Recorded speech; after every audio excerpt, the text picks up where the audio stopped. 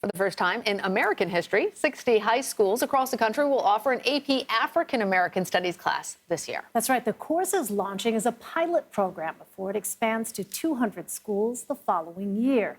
It's the College Board's newest advanced placement course and covers centuries of history, from the origins of Juneteenth to the Black Panther Party. Marlon Williams-Clark joins us now. He is a social studies instructor at Florida State University Schools and taught one of the first AP African American Studies classes. Marlon, welcome. Thank you very much for being with us. So this is really interesting. This high school course covers more than 400 years of history. How have your students responded to the material so far? So far, they've responded very well. You can tell that there is a thirst that they have to obtain this knowledge. They are willing to jump in and have some tough conversations. And it's been really exciting for me, being that it is a topic that I'm passionate about, but it has also been exciting seeing their passion for it as well. You know, Marlon, I remember being in high school myself and studying European history and getting AP credit for that. But the head of the College Board's AP program said that they asked universities just a decade ago if they would accept credits from an African American Studies course. And the answer at that time was no. Now, he says, the answer is a resounding yes. What do you think's behind that change? Well, I think just like with many things, with the killing of George Floyd in 2020, everyone was at a standstill. And so they could see some of the things that the Black community has been talking about for a long time. And unfortunately, when something is not in your reality, your everyday life, it's kind of hard to understand someone else's walk when it doesn't affect you. And I think everybody, for the first time, I think since the civil rights movement, capturing some of the things that happened during that time on news film, I think for the first time, the country was able to see something that African Americans have been seeing and talking about for a long time. So I think that colleges came to understand that maybe this is something that they should get behind.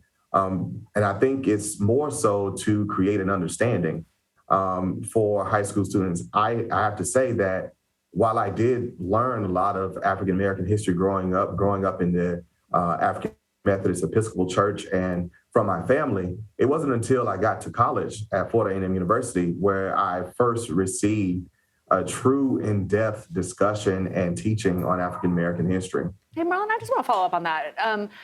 Do you think it's unconscionable that AP credit was offered for European history, but not for African American history? And do you think that this change potentially opens the doors for other types of history, Asian history, Latino history, to also be afforded the same level of recognition, academic yes. recognition? Absolutely. I think that this course will be the forerunner for other histories of historically marginalized people. As far as AP Euro have been offered for years, what we have to understand is that history is told from the perspective of the winner. And so when you have the perspective of the winner, you also have the values of the winner. And so I think now we are getting to a place where we are not just saying that this particular history is important, but not this one. And so I'm very proud of the College Board for taking the step and the work that they have put in to create this course. It is really historic, but it is also something that is very much needed. Like I said, to get an understanding, to dive deeper. And in my opinion, I think the class is just fun. There's been so many contributions of African Americans to our country's history that aren't really talked about in the mainstream storytelling of U.S. history.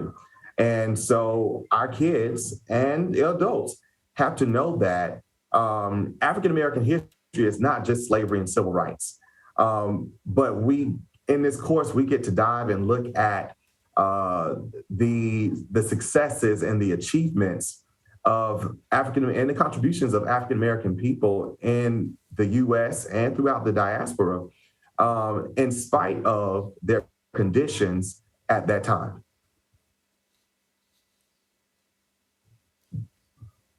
Marlon Williams-Clark, thank you so much. Thank you.